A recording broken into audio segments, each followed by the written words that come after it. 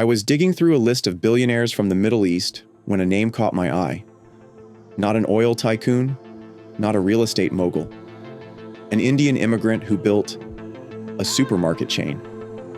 And not just any chain, a retail empire worth $8.4 billion. Now, I'll be honest. When I think billion-dollar grocery store, I picture Walmart, Carrefour, maybe Tesco. But here's someone who started from scratch in a foreign country, in a market dominated by global heavyweights, and somehow beat them at their own game. The numbers didn't even make sense at first. 250 plus stores. Millions of customers every week. Consistent growth in a region where retail competition is brutal.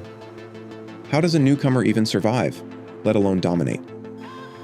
So I started digging, and what I found wasn't just a story about selling groceries.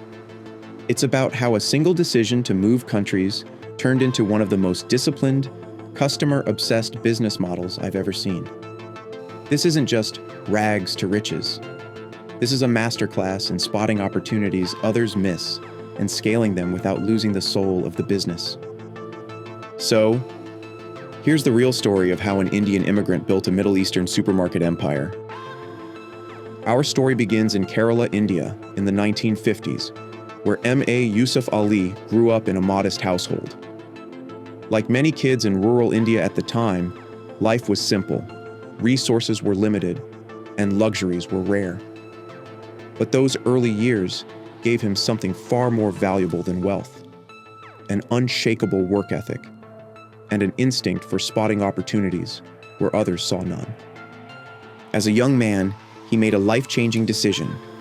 In the early 1970s, he moved to the United Arab Emirates, a place that was just beginning to transform from a cluster of small trading towns into a modern economy.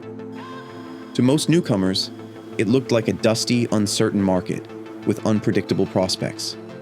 To Yusuff, it was a blank canvas. But here's the part most people overlook. He didn't try to conquer the retail world overnight. Instead, he spent years on the ground, learning how goods moved in and out of the region, understanding the quirks of local supply chains, building relationships with vendors, and immersing himself in the culture. He made it a point to understand people as much as he understood products. While other expatriates focused on importing flashy goods to impress, Yusuff spotted something subtle but powerful. Customers craved familiarity. Immigrants missed the flavors of home. Locals wanted quality produce and staples they could rely on. And everyone wanted a store experience that felt warm, respectful, and personal, not just another impersonal transaction. That unfilled gap became his opening. And it's a powerful reminder that the best entrepreneurs don't just chase the loudest trends, they quietly serve the needs no one else is noticing. By delivering what people truly valued, he wasn't just selling groceries. He was building trust, one customer at a time. When he finally opened his first store, it wasn't the biggest or the flashiest. There were no marble floors or massive advertising campaigns, but it was clean, well-lit, and thoughtfully laid out. Shelves were neatly organized, stocked with just the right balance of local staples and imported products that reminded expats of home. And perhaps most importantly, it was run with a level of customer service that people in the region simply weren't used to experiencing in a supermarket.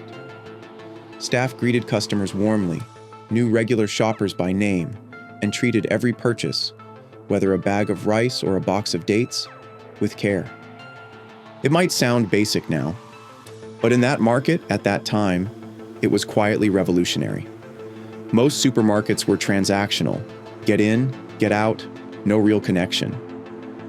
Yusuff's store felt different, but opening one good store was only the first step. Building a business that could stand toe-to-toe with entrenched competitors was an entirely different challenge.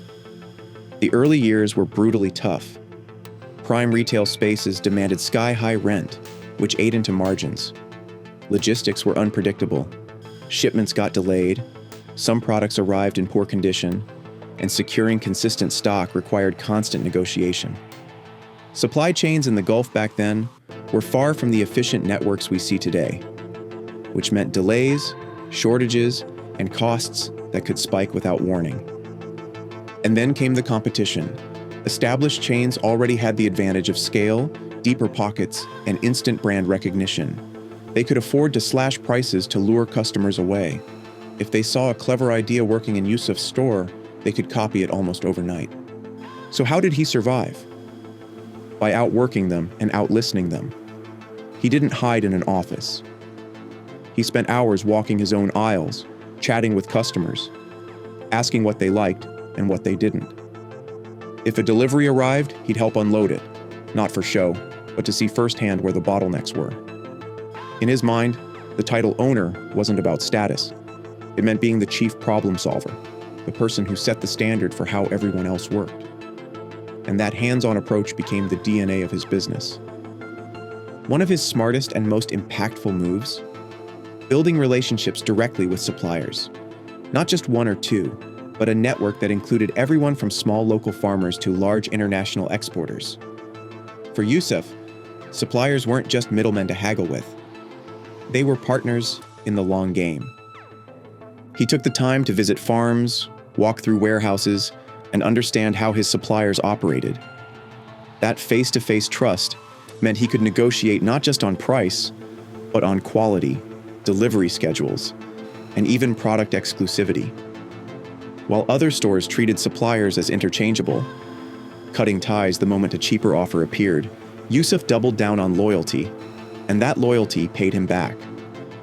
His suppliers rewarded him with better payment terms, faster fulfillment during busy seasons, priority when stock was limited, and first access to new products before they hit anyone else's shelves. Here's what's easy to miss. Instead of obsessing over being the cheapest option in town, he obsessed over being the most reliable. In retail, cheap brings people in once. Reliability brings them back for life. Consistency builds trust, and trust is the real currency in this business. The first big proof that his approach was working came in a way no marketing campaign could fake. Customers began driving past other supermarkets, sometimes right around the corner from their homes, just to shop at his store. They knew that if they came to him, the produce would be fresh, the shelves well-stocked, and the experience smooth. That's when Yusuff realized he wasn't just selling groceries anymore. He was creating loyalty so strong it could outlast price wars, flashy ads, and even new competition entering the market. It was the moment he went from being just another store to being the store. The real turning point came in the 1990s, when Yusuff made the bold decision to go big, but to do it with precision.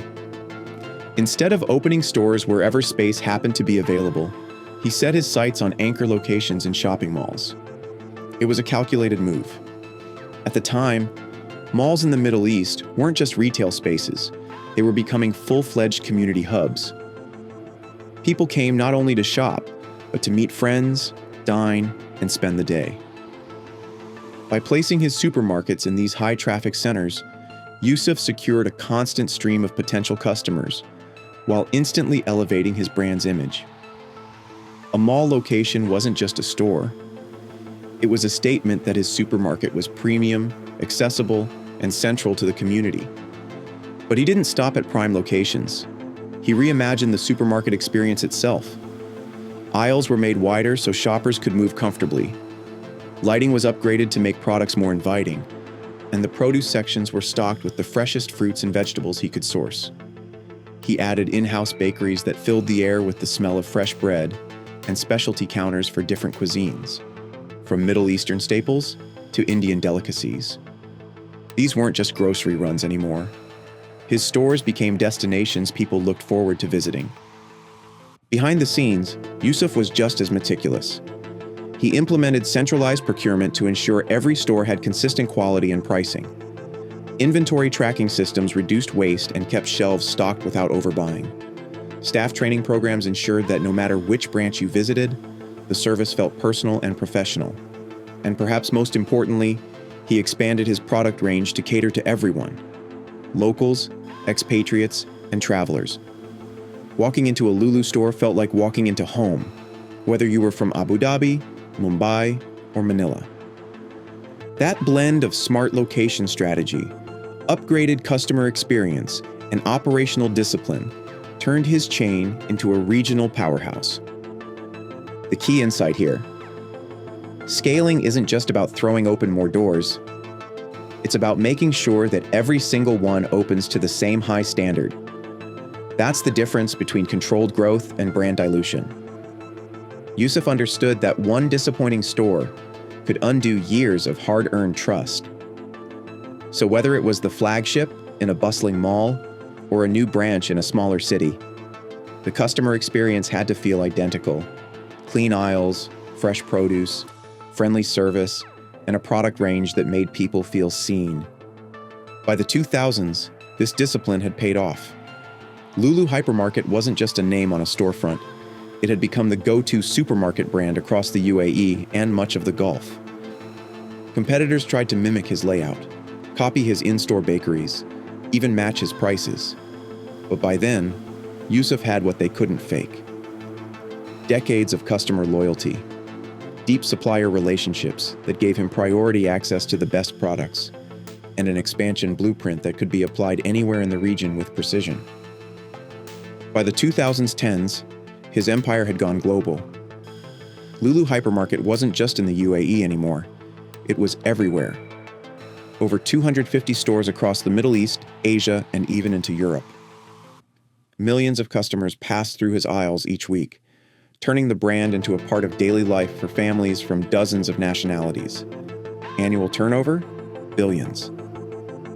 But what's remarkable is that it was never just about selling groceries. Lulu had grown into a household name, synonymous with quality, variety, and fair pricing. In many communities, it wasn't just a store. It was where people bought ingredients for family dinners, found snacks from back home, and bumped into friends. It was retail woven into the fabric of everyday life, and that was exactly the kind of presence Yusuff set out to build. Yusuff didn't get blinded by his own success. While many CEOs at this level spend most of their time behind closed doors, he stayed involved, visiting stores unannounced, meeting employees on the floor, and keeping a finger on the pulse of what customers wanted. His humility was as much a competitive advantage as his logistics network. He also gave back in ways that strengthened his legacy, funding schools, hospitals, and community projects, both in the UAE and back in India. That generosity reinforced a powerful truth: when you lift the community, the business thrives with it. The real separator between lasting success and a flash in the pan? Yusuff didn't just build for profit, he built for impact. And that's why his empire wasn't just big, it was resilient. The real lesson here isn't about supermarkets. It's about building something that people trust so much, they'd rather drive past your competitors to get to you. Yusuff Ali didn't start with billions in funding or a famous last name. He started with observation, patience, and a commitment to do the basics better than anyone else. So here's my challenge to you. Look at whatever you're working on, your business, your career, your side hustle, and ask yourself, am I chasing size or am I building trust? Because size fades when trends shift, but trust keeps people coming back for decades. If an immigrant in a new country can build an $8.4 billion empire from groceries, what's really stopping you from building your own? And that's the story of how M.A. Yusuff Ali turned one small supermarket into an $8.4 billion empire. It's proof that you don't need the perfect start. You just need the right mindset, the right relationships, and the discipline to keep showing up for your customers. If you enjoyed this and want more stories of people who built something extraordinary, make sure you subscribe so you don't miss the next one. Hit the like button to help this video reach more people, and drop a comment telling me the part of Yusuff Ali's journey that inspired you most. I read every single one.